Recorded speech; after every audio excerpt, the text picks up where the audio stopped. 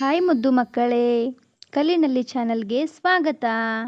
ಇವತ್ತು ನಾವು ತಾತನ ಉಪಕಾರ ಕಥೆಯನ್ನು ನೋಡೋಣ ಬನ್ನಿ. ಒಂದು ಪುಟ್ಟ ಹಳ್ಳಿ. ಅಲ್ಲಿ ಒಂದು ಕುಟುಂಬವು ವಾಸವಾಗಿತ್ತು. ಅದರಲ್ಲಿ ಗಂಡ, ಹೆಂಡತಿ, ಅವರ ತಂದೆ ಮತ್ತು ಇಬ್ಬರು ಮುದ್ದಾದ ಮಕ್ಕಳಿದ್ದರು.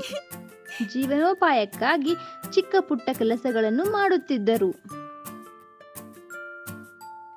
ಒಂದು ವರ್ಷ ಭೀಕರ ಬರಗಾಲ ಉಂಟಾಯಿತು.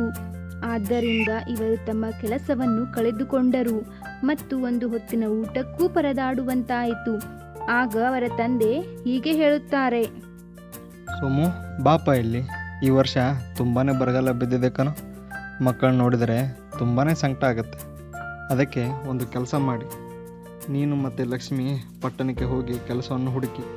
ಇಲ್ಲಾಂದರೆ ಜೀವನ ತುಂಬ ಕಷ್ಟ ಆಗುತ್ತೆ. ಆದರೆ ಅಪ್ಪ, ನಿಮ್ಮನ್ನು ಮತ್ತು ಮಕ್ಕಳನ್ನ ಹೇಗೆ ಬಿಟ್ಟು ಹೋಗೋದು? ಹೌದು ಮಾವ, ಮಕ್ಕಳನ್ನ ಬಿಟ್ಟು ಹೋಗಿ ನನಗೂ ತುಂಬಾನೇ ಕಷ್ಟ ಆಗುತ್ತೆ. ನೋಡು, ನಮ್ಮ ಬಗ್ಗೆ ಚಿಂತೆ ನಿನಗೆ ಬೇಡ. ಯಾಕೆಂದರೆ ಇದು ನಮ್ಮೂರು. ಇಲ್ಲಿ ಯಾವುದೇ ತೊಂದರೆ ನಮಗಾಗಲ್ಲ. ಮತ್ತು ಮಕ್ಕಳ ಬಗ್ಗೆ ಹಾಗೂ ಅವರ ವಿದ್ಯಾಭ್ಯಾಸವನ್ನು ನಾನು ನೋಡ್ಕೊಳ್ತೀನಿ. ಅದರ ಚಿಂತೆ ನಿಮಗೆ ಬೇಡ. ಆಗ ಅಪ್ಪನ ಮಾತು ಕೇಳಿ ಸೋಮ ಮತ್ತೆ ಲಕ್ಷ್ಮಿ ಪಟ್ಟಣಕ್ಕೆ ಹೊರಟರು. ಹಾಗೂ ಹೀಗೂ ಇವರಿಗೆ ಒಂದು ಕೆಲಸವೂ ಸಿಕ್ಕಿತು. ಇನ್ನು ವಾಸವಿರಲು ಒಂದು ಮನೆಯನ್ನು ಹುಡುಕಲಾರಂಭಿಸಿದರು. ಆದರೆ ಯಾವುದೇ ಮನೆ ಸುಲಭವಾಗಿ ಸಿಗುತ್ತಿರಲಿಲ್ಲ. ಆಗ ಒಬ್ಬ ವಯಸ್ಸಾದ ತಾತನ ಮನೆ ನೋಡಿ ಬಾಡಿಗೆಗೆ ಕೊಡುತ್ತೀರಾ ಎಂದು ಕೇಳಿದರು.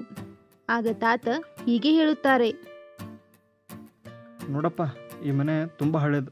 ಅದಕ್ಕೋಸ್ಕರ ನಿಮಗೆ ಮನೆ ಕೊಡೋದು ನನಗೆ ಇಷ್ಟವಿಲ್ಲ. ನೀವು ಬೇರೆ ಮನೆ ನೋಡ್ಕೊಳ್ಳಿ. ಆಗ ಗಂಡ ಹೆಂಡತಿ ಇಬ್ಬರೂ ಮನೆ ಮತ್ತು ಊರಿನ ಪರಿಸ್ಥಿತಿಯನ್ನು ಹೇಳಿಕೊಂಡರು.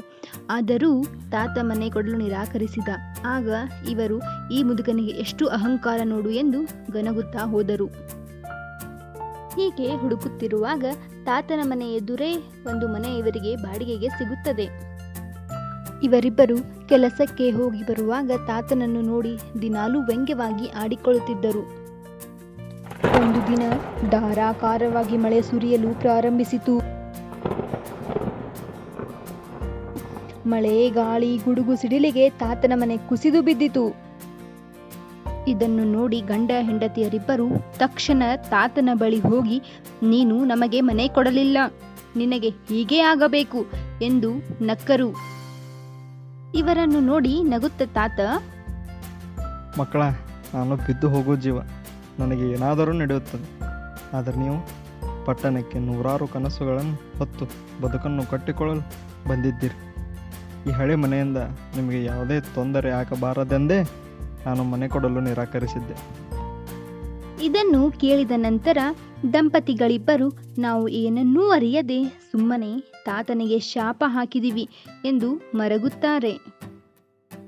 ಮಕ್ಕಳ, ಈ ಕಥೆಯಿಂದ ನಾವೇನು ಕಲಿಬೇಕಂದ್ರೆ, ನಾವು ಯಾರಿಗೂ ಕೆಡನ್ನು ಬಯಸಬಾರದು. ಇದೇ ಈ ಕಥೆಯ ಉದ್ದೇಶ.